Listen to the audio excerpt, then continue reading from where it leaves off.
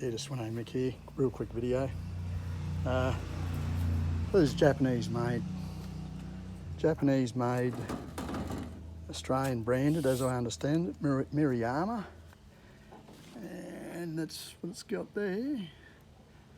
Emissions control information, blah blah blah, blah blah, and it's branded in Australia as a Bush Ranger Power Equipment BC301.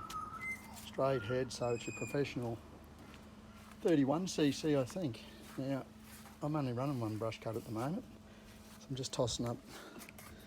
This machine here does everything that I want it to do, because if you get into heavier brush cut than this, you've got to start asking the question, do you want to do it, and do people want to pay Mountain Mowers Maloney, Big Cole, Steve and crew? A few little things.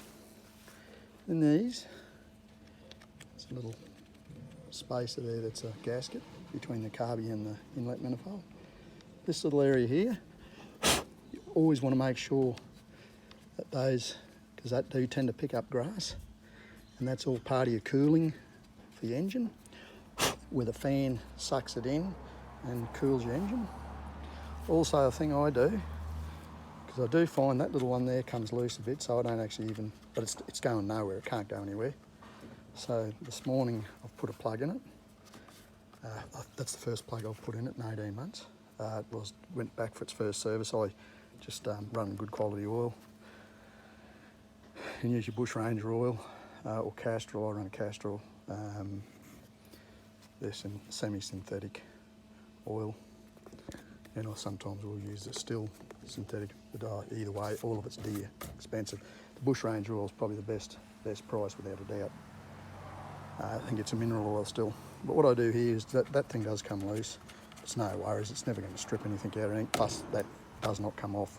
It will come off, but you've got to pull the breather off, you've got to pull the plug out, so it's going nowhere. But another thing I do, and I've done it on all my other gear, when you've got these will come loose, these little fellas here. So what I do is I just get a bit of duct tape, not duct tape, and I just put over there, down onto there.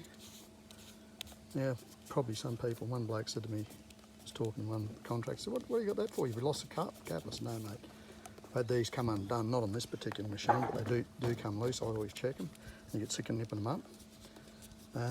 When I was in council, I had them come loose, and not on your high quality stuff, but I remember on a few of the hedge trimmers and that, I actually found one day and it had come off.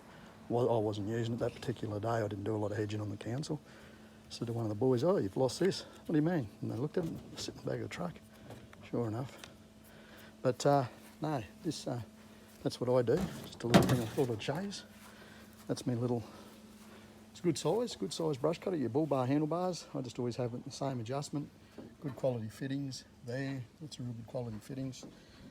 I put tape on there because I wore that through on my shoulder strap. Belt buckle wore it through, the other buckle wore it through. This machine has not had anything go wrong with it at all, and it's done. I'm telling you, it's done a lot of work.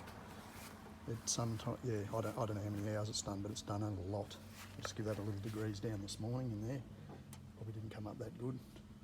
I don't like putting much water around the inlet side of things. I covered it all up.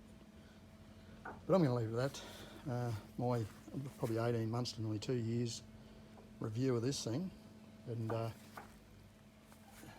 if I end up going another petrol powered one, I'll be definitely another one of these BC301s, because I'm actually that happy with it. The only other brush cutter that I've had close, two other brush cutters, is a Stihl FS260, a lot bigger machine than this, and I had a 3500 Komatsu Zenoa, and look, potentially another Japanese brush cutter. Potentially it was better than this, bigger brush cutter. Mate's got a 4500, 4500. No, I had a 3500. It was a big machine. The 45's bigger, but then he's got even bigger gear than that. He's got a massive Husky, and he's also got a big Shindaiwa. Shindaiwa's good, but Husky's good. What you pay for professional gear, it's all pretty good. But I just prefer the 2 strokes. I just think they perform well and they're lighter, a lot lighter. And I tell you what, when you get to lugging these things around for hours on end, you appreciate light machines. So I'm going to leave it at that. There's my, we'll say 2 yearly review, or at least 18-month review of my Bush Ranger BC 301 supplied by Maloney Mowers, Big Cole, Steve and team. And yeah, really wrapped. Swinomic out.